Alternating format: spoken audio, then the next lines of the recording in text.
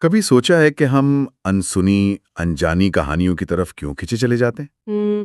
خاص طور پر وہ کہانیاں جہاں اپنی جانی پہچانی جگہ ہی اجنبی اور خوفناک لگنے لگیں۔ آج ہم کچھ ایسی ہی ذاتی ناقابل یقین کہانیاں کھنگالیں گے جو شاید ہماری حقیقت کی سمجھ کو ہلا کر رکھ دے۔ جی، اور ان کہانیوں کی سب سے دلچسپ بات یہ ہے کہ یہ صرف ڈرانے کے لیے نہیں ہے، ان میں ایک پیٹرن ہے۔ آپ دیکھیں گی کہ مختلف علاقوں اور ثقافتوں سے آنے والی ان کہانیوں میں خوف کی وجہ صرف کوئی عجیب مخلوق نہیں، بلکہ اس کی ذہانت، اس کا ارادہ اور اس کا ہمارے جانے پہچانے فطرت کے قانونوں کو توڑنا ہے۔ بالکل، یعنی یہ وہ جگہیں ہیں جہاں انسان اور حیوان محفوظ اور خطرناک، ان کے درمیان کی لکیر دھندلا جاتی ہے۔ تو پھر آئیے اس پر گہری بات کرتے ہیں۔ شروعات ان مخلوقات سے کرتے ہیں جو جنگل کے کنارے سے ہمیں دیکھتی ہیں، جنہیں دیکھ کر سمجھ نہیں آتا کہ وہ انسان ہے یا حیوان۔ پہلی کہانی شمالی ایریزونا میں ناواہو ریزرویشن کی ہے، جو 1999 سے 2004 کے درمیان کی ہے۔ ایک خاندان کئی سالوں تک ایک پراسرار مخلوق کے سائے میں جیتا رہا۔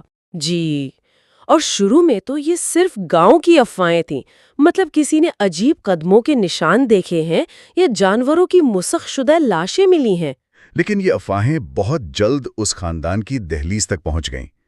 کہانی سنانے والے کو یاد ہے کہ ایک رات اس نے اپنے گھر کی بیرونی دیوار پر ناخنوں سے کھرچنے کی آوازیں سنی۔ اچھا، اور یہ کوئی عام جانور کی آواز نہیں تھی؟ نہیں، بالکل نہیں۔ آواز ایسی تھی جیسے کوئی دھات کی کیلوں سے دیوار کو چھیل رہا ہو۔ یہی سے خاندان کی اذیت کا اصل آغاز ہوا۔ والد نے رات کو گیٹ پر تالا لگانا شروع کر دیا، جو انہوں نے پہلے کبھی نہیں کیا تھا۔ اور والدہ نے روایتی نواہو دعائیں پڑھنا اور حفاظتی جڑی بوٹیاں جلانا شروع کر دیں۔ اور یہیں پر اس کہانی کا ثقافتی پہلو سامنے آتا ہے۔ یہ صرف ایک بھوت کی کہانی نہیں ہے۔ صحیح۔ نواہو روایات میں اسکن واکر کا تصور بہت گہرا ہے۔ یہ کوئی عام بھوت پریت نہیں، بلکہ ایک جادوگر یا چڑیل ہے جو جانوروں کی کھال پہن کر ان کا روپ دھارنے کی صلاحیت رکھتی ہے۔ تو یہاں خوف صرف کسی حیوان کا نہیں۔ بالکل، خوف ایک بدنیت انسان کا ہے جو فطرت کے قوانین توڑ رہا ہے۔ اور یہ خوف اس وقت حقیقت بن گیا جب ایک رات کہانی سنانے والے نے کھڑکی سے باہر جھانکا۔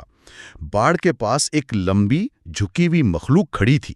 اس کی جلد سرمئی اور بھورے رنگ کی تھی، اور اس کی حرکتیں، وہ کہتے ہیں کہ وہ غیر فطری تھی۔ اور اگلے دن دروازے پر نشانات بھی تھے۔ جی، دروازے پر پنجوں کے گہرے نشان تھے، جیسے لکڑی کو پھاڑ دیا گیا ہو۔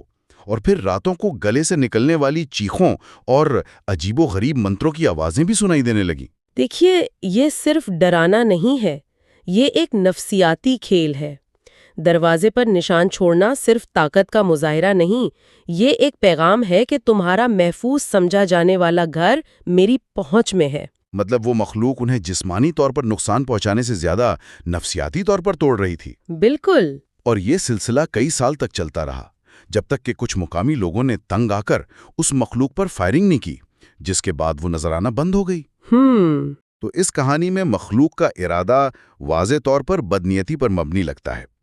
لیکن کیا یہ ہمیشہ ایسا ہی ہوتا ہے؟ ہمارے پاس اپولیشین پہاڑوں کی ایک ایسی کہانی ہے جو اس خیال کو چیلنج کرتی ہے۔ ہاں، یہ کہانی بالکل مختلف زاویہ پیش کرتی ہے۔ یہاں ایک تجربہ کار ہائیکر ہے جو اپنے علاقے کو اچھی طرح جانتا ہے، اور اس کے لیے پہلی نشانی کوئی خوفناک آواز نہیں، بلکہ راستے میں پڑی ٹوٹی ہوئی شاخوں کا ایک جھنڈ تھا۔ اسے دیکھ کر ہی اندازہ ہو گیا کہ یہ قدرتی طور پر نہیں گرا، بلکہ اسے جان بوجھ کر راستے میں رکاوٹ کے طور پر رکھا گیا ہے۔ ایک رکاوٹ؟ اچھا۔ جی۔ اس کے فوراً بعد اس نے پہاڑی پر ایک لمبی پتلی مخلوق کو کھڑے دیکھا جو عجیب انداز میں حرکت کر رہی تھی۔ لیکن ڈرنے کے بجائے اس کی جستجو غالب آ گئی ہے نا؟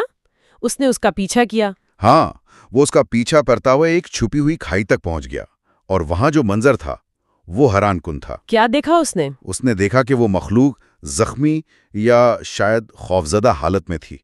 اس کی آنکھوں میں غصہ یا جارحیت نہیں، بلکہ اداسی تھی۔ اداسی؟ جی۔ جب ہائیکر نے ہمدردی میں قریب جانے کی کوشش کی تو مخلوق نے ایک تیز چیخ ماری اور نظروں سے اوجھل ہو گئی۔ یہ کہانی ایک بہت اہم سوال اٹھاتی ہے۔ کیا ہم نامعلوم کو دیکھتے ہی اسے خطرہ سمجھ لیتے ہیں؟ یہاں مخلوق کا رویہ واضح طور پر دفاعی ہے؟ ہاں، وہ حملہ نہیں کر رہی۔ بالکل، بلکہ انسانوں سے چھپنا چاہتی ہے، دور رہنا چاہتی ہے۔ شاید تمام مخلوقات شکاری نہیں ہوتی، کچھ خود شکار ہوتی ہیں۔ یہ ایک بہت اہم نکتہ ہے، لیکن اب ان مقابلوں کی طرف چلتے ہیں جہاں کوئی شک نہیں کہ مخلوق کا ارادہ شکاری تھا اور خوفناک حد تک براہ راست۔ دیہی وسکونسن میں 1992 کی یہ کہانی میرے رونگٹے کھڑے کر دیتی ہے۔ اوہ، ڈاگ مین والی کہانی؟ جی، ایک سیلز ریپ ایک سنسان سڑک پر گاڑی چلا رہا تھا اور اس نے سڑک کے کنارے جو دیکھا وہ امریکی لوک داستانوں کا ایک کلاسک کردار ہے، ڈاگ مین۔ ایک کتے جیسی مخلوق، لیکن انسانوں کی طرح پچھلی ٹانگوں پر کھڑی ہوئی۔ 8 میل فی گھنٹہ؟ ایک منٹ، کیا 60 میل فی گھنٹہ؟ یہ تو کسی بھی زمینی جانور کی رفتار سے کہیں زیادہ ہے۔ یہیں پر یہ کہانی حیاتیات کے دائرے سے نکل کر کسی اور ہی دنیا میں داخل ہو جاتی ہے۔ بالکل، وہ شاخوں کو توڑتی ہوئی ایسے دوڑ رہی تھی جیسے وہ اس کے لیے کچھ ہے ہی نہیں۔ ڈرائیور نے سوچا کہ شاید ایک سنسان ریسٹ ایریا پر روک کر وہ اس سے پیچھا چھڑا لے گا، لیکن یہ اس کی سب سے بڑی غلطی تھی۔ جی، وہاں 2 ایسی ہی مخلوقات نے اس کی گاڑی کو گھیر لیا۔ ہیڈ لائٹس کی روشنی میں اس نے ان کی شکل واضح دیکھی، کتے جیسا منہ، نوکیلے کان اور غیر فطری طور پر مڑے ہوئے اعضاء۔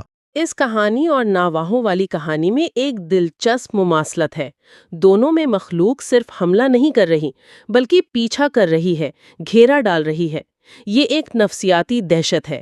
پیغام یہ ہے کہ تم بھاگ نہیں سکتے، تمہاری ٹیکنالوجی، تمہاری گاڑی تمہیں نہیں بچا سکتی۔ یہ تو دیہی علاقوں کی بات ہے، لیکن کیا ہو جب یہ خطرہ شہر کے مضافات تک پہنچ جائے؟ ٹورانٹو 2006 کی یہ کہانی بتاتی ہے کہ یہ مخلوقات صرف جنگلوں تک محدود نہیں۔ ایک محفوظ مڈل کلاس مضافاتی علاقہ جہاں بچے رات کو ایک پراسرار مخلوق کی خوفناک چیخیں سنتے تھے۔ انہوں نے اس کا نام یولر رکھ دیا تھا۔ یولر یعنی چیخنے والا؟ جی، یہ آواز ایک گھر کے پچھواڑے سے دوسرے گھر تک حرکت کرتی تھی۔ اور شروع میں تو بڑوں نے اسے بچوں کا وہم یا کسی عام جانور کی آواز سمجھ کر نظر انداز کر دیا۔ ظاہر ہے۔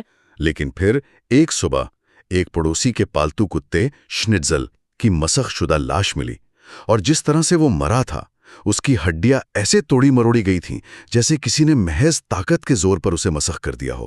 اوہ، یہ تو بہت خوفناک ہے۔ اور پھر ایک عینی شاہد سامنے آیا، ایک لڑکا ٹائلر۔ اس نے دعویٰ کیا کہ اس نے اسے دیکھا تھا، ایک بالوں والی مخلوق جو اس کے پڑوسی کے گھر کی دیوار سے ایک مکڑی کی طرح چمٹی ہوئی تھی۔ دیوار سے چمٹی ہوئی؟ جی، یہ شہری ماحول میں خوف کی ایک بہترین مثال ہے۔ ایک محفوظ پڑوس جہاں آپ اپنے بچوں کو کھیلنے بھیجتے ہیں اچانک غیر محفوظ ہو جاتا ہے۔ لیکن شہر میں ایسی مخلوق کا رہنا زیادہ عجیب نہیں؟ جنگل میں تو چھپنے کی جگہ ہوتی ہے۔ ٹورانٹو کے مضافات میں یہ کیسے رہ رہی تھی اور کسی کو نظر کیوں نہیں آئی؟ یہی تو سب سے خوفناک سوال ہے۔ شاید وہ ہماری نظروں کے سامنے ہی چھپی ہوئی تھی، نالوں میں، ویران گھروں میں، یا شاید وہ صرف رات کو ہی نکلتی تھی۔ اس کا مطلب ہے کہ ہماری تہذیب کا محفوظ بلبلا اتنا بھی محفوظ نہیں جتنا ہم سمجھتے ہیں۔ اور جب یہ خطرہ دہلیز پار کر کے گھر کے اندر آ جائے تو خوف اپنی انتہا کو پہنچ جاتا ہے۔ اگلی کہانی دیہی جارجیا کی ہے، جسے ایک ایسے شخص نے سنایا جو اس وقت بچہ تھا۔ اچھا۔ وہ رات کو اپنے گھر میں عجیب آوازوں سے بیدار ہوا، برآمدے پر کھرچنے، گھسیٹنے اور ہونپنے کی آوازیں، جیسے کوئی بہت بڑا جانور تھک کر سانس لے رہا ہو۔ اور پھر اس نے اپنے کمرے کے دروازے کے نیچے سے ایک سائے کو گزرتے دیکھا اور ایک گہری حیوانی غرغراہٹ سنی۔ وہ اتنا ڈر گیا تھا کہ اس نے اپنے والدین کو بھی نہیں پکارا۔ صبح جب وہ باہر نکلا تو گھر کا اگلا دروازہ وہ اپنے قبضوں سے اکھڑا ہوا تھا۔ قبضوں سے اکھڑا ہوا؟ جی، اسے کسی جانور نے توڑا نہیں تھا، بلکہ بے پناہ طاقت سے پھاڑا تھا، اور باہر مٹی میں بڑے پنجوں اور انسانوں کے پیروں جیسے ملے جلے نشانات تھے۔ میں سوچ رہی ہوں کہ اس بچے پر کیا گزری ہوگی، اپنے ہی گھر میں اس طرح کا خوف۔ یہ وہ چیز ہے جو انسان کے ساتھ زندگی بھر رہ جاتی ہے۔ گھر کی حفاظت کا احساس ہماری بنیادی ضرورت ہے۔ جب وہ ٹوٹتا ہے، خاص طور پر اتنی بے رحمی سے، تو اس کا نفسیاتی اثر بہت گہرا ہوتا ہے۔ یہ بروٹ فورس کی ایک مثال ہے۔ اب ایک مختلف ثقافت کی کہانی، لیکن موضوع وہی ہے، گھر پر حملہ۔ یہ کہانی جنوبی کوریا سے ہے۔ ایک لڑکا جو اپنے دادا دادی کے گاؤں میں چھٹیاں گزار رہا تھا، شرارت میں ایک ڈوکیبی کے مزار کی بے حرمتی کر دیتا ہے۔ اچھا، یہاں ڈکھیبی کو سمجھنا ضروری ہے۔ یہ کوئی عام جن بھوت نہیں ہے۔ کوریائی لوگ داستانوں میں ڈکھیبے شرارتی بھی ہو سکتے ہیں اور خطرناک بھی۔ وہ قدرتی روحیں ہیں جن کا احترام کیا جاتا ہے۔ ان کی توہین کرنا مطلب مصیبت کو دعوت دینا ہے۔ اور مصیبت آئی۔ پہلے رات کو کھڑکیوں پر پرا اسرار دستک شروع ہوئی۔ پھر ایک صبح اسے 6 خرگوشوں کی لاشیں ملیں، جنہیں نہایت صفائی سے کاٹ کر ان کے اندرونی اعضاء کو ایک خاص ترتیب میں باہر رکھا گیا تھا۔ ایک خاص ترتیب میں؟ جی، یہ کسی جانور کا کام نہیں تھا، یہ ایک پیغام تھا، ایک وارننگ۔ یہ ایک ریچولسٹک عمل ہے۔ یہ بتا رہا ہے کہ میں صرف جانور نہیں، میں ذہین ہوں اور میں ناراض ہوں۔ بالکل۔ اور آخری مقابلہ سب سے خوفناک تھا۔ ایک رات جب بجلی چلی جاتی ہے، لڑکے کا سامنا گھر کے اندر ہوتا ہے۔ ایک لمبی سرخ جلد والی مخلوق جس کے سر پر ایک سینگ اور ٹوٹے ہوئے برتن جیسے دانت تھے۔ اور اس مخلوق نے کچھ کہا؟ ہاں، وہ مخلوق اس سے کہتی ہے، تم نے مجھ سے لیا، اب میں تم سے لوں گا۔ یہاں توہین اور انتقام کا عنصر بہت واضح ہے۔ یہ کہانی ہمیں یاد دلاتی ہے کہ کچھ روایات اور عقائد صرف کہانیاں نہیں ہوتی، ان کی جڑیں گہری ہوتی ہیں۔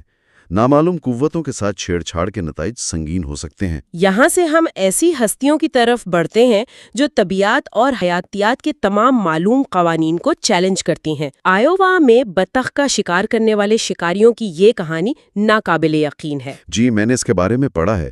شکاریوں نے ایک بہت ہی عجیب منظر دیکھا۔ ہاں، بطخوں کا ایک جھنڈ جو ان کی طرف اڑتا آ رہا تھا، اچانک خوف سے پانی میں جم گیا۔ انہوں نے اڑنے سے انکار کر دیا، یہاں تک کہ جب شکاریوں کا کتا انہیں باہر نکالنے کے لیے تیرا، تب بھی وہ نہیں اڑے۔ وہ ہوا میں جانے سے ڈر رہی تھیں۔ بالکل، یہ ایسا تھا جیسے وہ پانی میں کسی شکاری سے مرنا قبول کر لیں گے لیکن ہوا میں واپس نہیں جائیں گے۔ پھر جو ہوا وہ سننے میں بھی ناقابل یقین لگتا ہے۔ آسمان پہ ایک چیخ گونجی اور ایک آپ اسے کیا کہیں گے، ایک زندہ ٹیراڈیکٹائل نمودار ہوا۔ شکاریوں کے مطابق اس کے پروں کا پھیلاؤ تقریباً 70 فٹ تھا۔ جلد چمڑے جیسی اور جسم سانپ کی طرح لمبا تھا۔ یہ کسی بھی معلوم پرندے یا جانور سے میل نہیں کھاتا تھا۔ نہیں کھاتا۔ اس کہانی کی سب سے مضبوط کڑی بطخوں کا غیر معمولی رویہ ہے۔ جانوروں کی حس اکثر انسانوں سے تیز ہوتی ہے اور ان کا شدید خوف وہ اس مخلوق کی حقیقت کا ایک طرح سے ثبوت پیش کرتا ہے۔ وہ جانتے تھے کہ ہوا میں ان کے لیے موت منتظر ہے۔ 70 فٹ، یہ کسی چھوٹے جہاز جتنا بڑا تھا۔ یہ واقعی حیران کن ہے۔ آسمان سے اب سمندر کی گہرائیوں کی طرف چلتے ہیں۔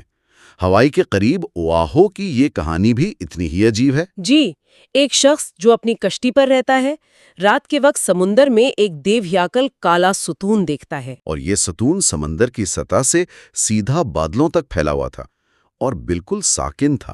اس میں کوئی حرکت نہیں تھی، کوئی گردش نہیں تھی، جیسا کہ واٹر سپاؤٹ میں ہوتی ہے۔ صرف ایک کالا ساکن ستون۔ جی، اور پھر بغیر کسی آواز، بغیر کسی چھینٹے کے وہ ستون آہستہ سے سیدھا پانی میں ڈوب گیا، جیسے کوئی لفٹ نیچے جا رہی ہو۔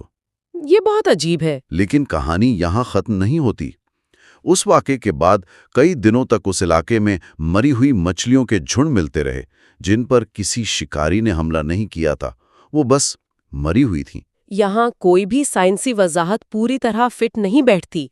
کچھ لوگ ایسی چیزوں کو USOs یعنی ان آئیڈینٹیفائڈ سبمرجڈ آبجیکٹ سے جوڑتے ہیں، جیسے آسمان میں UFOs ہوتے ہیں، ویسے ہی سمندر میں۔ لیکن اس کا خاموشی سے غائب ہونا اور اس کے بعد مچھلیوں کی موت، یہ سب ایک ایسی ٹیکنالوجی یا ہستی کی طرف اشارہ کرتا ہے جو ہماری سمجھ سے بالاتر ہے۔ یہ کوئی جاندار مخلوق نہیں لگتی، بلکہ کچھ اور ہی ہے۔ جی بالکل۔ تو ان تمام کہانیوں کو ایک ساتھ دیکھیں تو کیا تصویر بنتی ہے؟ محفوظ جگہوں کی خلاف ورزی، چاہے وہ گھر ہو، ایک محفوظ پڑوس یا ایک جانی پہچانی پگڈنڈی۔ انسان اور حیوان کے درمیان دھندلاتی لکیریں۔ اور ایسی مخلوقات جن کا وجود ہی ناممکن لگتا ہے۔ اس سب کا کیا مطلب نکلتا ہے؟ میرا خیال ہے کہ یہ کہانیاں اس لیے زندہ رہتی ہیں کیونکہ یہ ہمارے اس قدیم خوف کو جنم دیتی ہیں جو نامعلوم سے وابستہ ہے۔ یہ جنگل کے کنارے سے آنے والی سرگوشیاں ہیں جو ہمیں یاد دلاتی ہیں کہ ہماری جانی پہچانی روشن دنیا کے بالکل باہر سائے میں کچھ اور بھی موجود ہے۔ یہ کہانیاں ہمیں یاد دلاتی ہیں کہ شاید یہ کائنات اس سے کہیں زیادہ عجیب اور پیچیدہ ہے جتنا ہم ماننے کو تیار ہیں۔ ان میں سے زیادہ تر واقعات تنہا یا دور دراز علاقوں میں پیش آئے، لیکن ٹورانٹو کا یولر اور وسکونسن کا ڈاگ مین آبادی کے قریب دیکھے گئے۔ یہ ایک آخری سوچ چھوڑ جاتا ہے، کیا ایسے واقعات زیادہ عام ہو رہے ہیں یا ہم نے ابھی اپنی تہذیب کے کناروں پر موجود سایوں پر توجہ دینا شروع کی ہے؟